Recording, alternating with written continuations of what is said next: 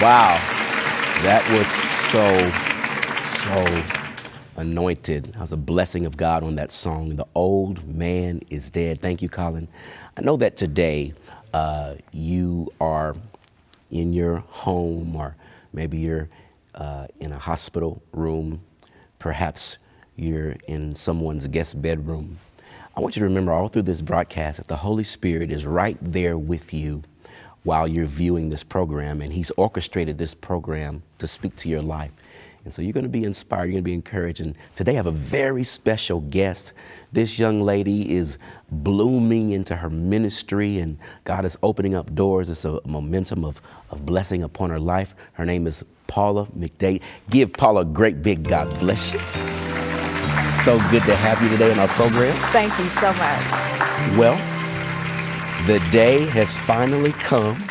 You have released a new book. Yes. But first, I want you to tell the viewing audience, or just tell me a little bit about your background. Sure. Well, I'm a church girl. I Okay. grew up in church.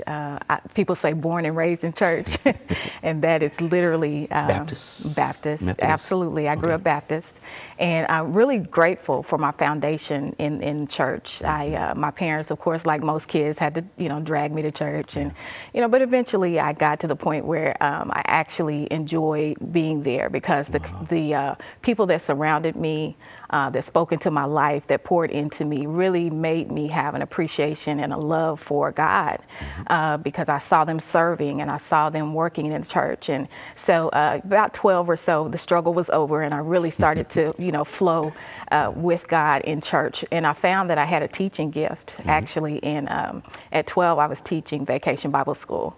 Wow. And it was unusual, but it fit for me. It was a natural flow, it was a natural gift. And that teaching gift eventually got buried under some things that I was going through at home. Abuse. I was dealing with sexual abuse and emotional abuse, and so my gifts kind of got buried. So that was the age that you were going through that? About 9 to 15. Wow. Yeah, and it was difficult, but God brought me through it. And even after coming out of that season in my life, I began to realize that He had some things for me to do, but I started running from Him. Like a lot of people do. I started to run from my gift, and I started to deny it, and I started to feel as if, well, God, no, you really didn't call me. Maybe you made a mistake. I've gone through all these things in my life. How could I be qualified to work for you? And then He had to take me through a season of going through counseling and different things like that to get my mind right, because I really had some struggles, had a lot of mental and emotional struggles that I dealt with. What age did you begin the counseling, would you say? I was in my early 20s when I started seeking counseling. So there's a lot of pain. A lot of pain. I was extremely angry young woman. I say I had a man-hating attitude. I just really had this really anger towards men, specifically, my father for not being in my life and abandoning me and my mom when I was 4. And so all this anger was bottled up, and I had to take it somewhere.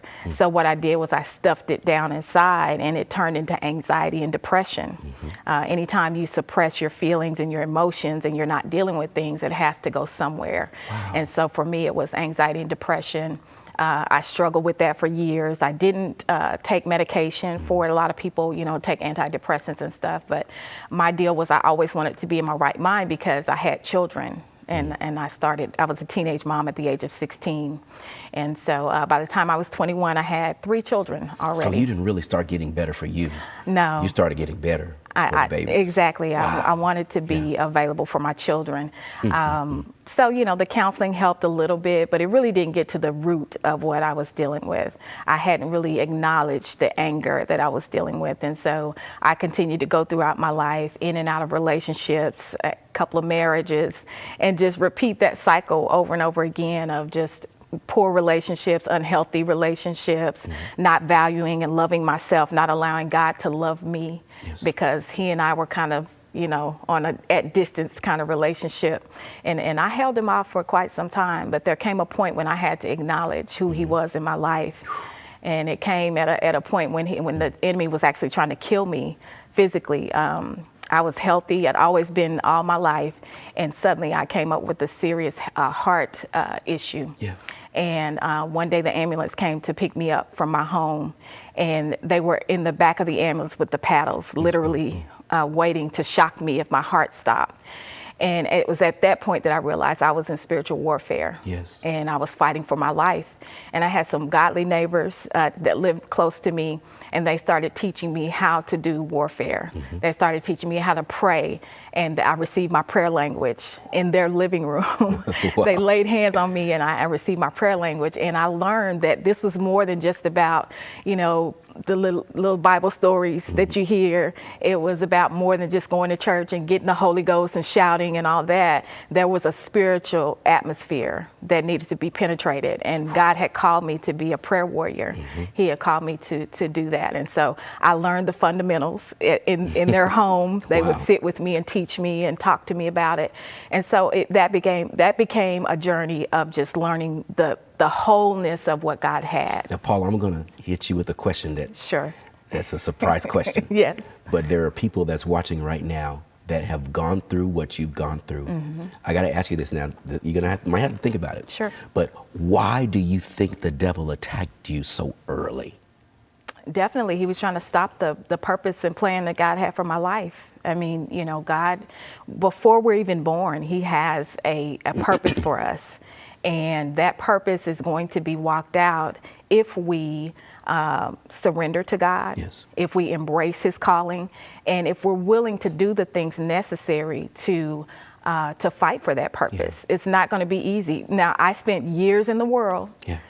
Living for the other side, partying, drinking. I got heavily into alcohol.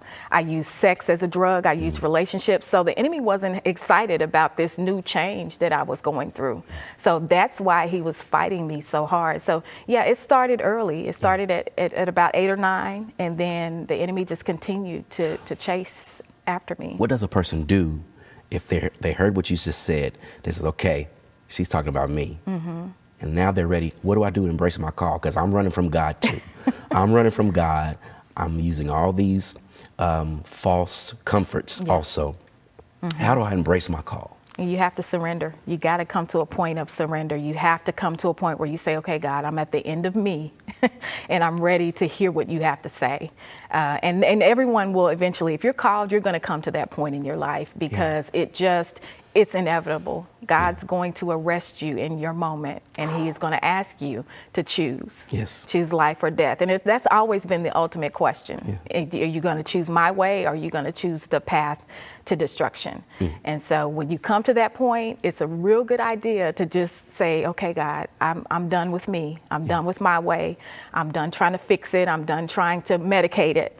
What would you have for me? What's the next step? And he will speak. Wow. He will talk.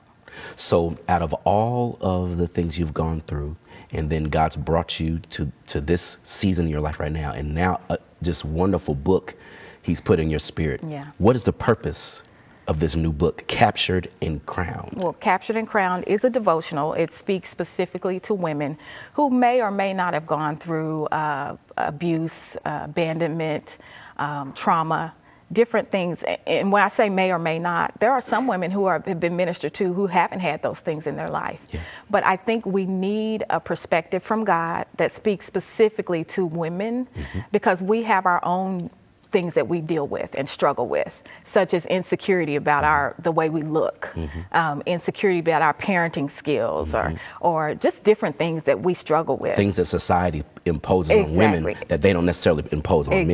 Exactly. And so I wanted to write a devotional that spoke to those issues and allowed them to go step by step through, this is what it looks like to deal with this issue. This is what it looks like to deal with that. And so that's where the devotional came from. It's 30 days. And then between each devotional, there's a journal page where they can write down their thoughts, their prayers, their feelings, and just communicate with God. It's another way of praying to God and laying your requests before him. Right. So really, this devotional is a 30-day prayer. And there's a transformation that's going to take place in the life of the reader if they just follow the instructions. That's the purpose. I love simple devotionals. You follow instructions, you get to where God wants you be. Exactly. Well, awesome. Where can someone pick this up? You have a website? Absolutely. They can go to my website at capturedandcrowned.org, capturedandcrowned.org, and find out information not only about the devotional, but Captured and Crowned is actually a ministry for women, young and old, just to, once again, speak into their lives some of the things that they need to hear, some of the things they're dealing with, struggling with. That's the purpose of Captured and Crowned. Awesome. Well, if you could speak to men, what is the message you would give them? Because I've heard from a very dear friend of mine that most of the issues women face, it started with a man. Exactly. Somewhere a Yeah. man dropped the ball, whether it was a father or an uncle or a pastor or a brother. What could you say to men to get us on the right pathway to begin to repair some of the damage we've done? Yeah, I want men to understand what a precious gift a woman is or a girl is in their lives, and realize that they've got something that is delicate, it's fragile. Even though we put on a tough exterior and we try to be superwoman and all this, really we're really fragile on the inside. And just understanding, especially if she's dealt with struggles or issues in her life, that it really is important to hear her beyond just what she's saying out of her mouth. There's some deeper issues there. So he needs to watch and listen. And listen. He probably needs to ask some questions. Ask some questions. He probably needs to brace himself because it might hurt. And be patient. I see. Be patient with that. Wow. Tell me more. What are some very specific steps, let's say, a husband can make if he looks over one day and he says, "Oh my God, I really don't know this woman. I've misunderstood her. I haven't appreciated her." Right. What are some very specific steps he can take to begin to heal what's been broken inside of her? Just setting aside some regular time to really sit down and talk. And it doesn't have to be a formal talk, it doesn't have to be an orchestrated event. It could just be, tell me a little bit about growing up or, your So child.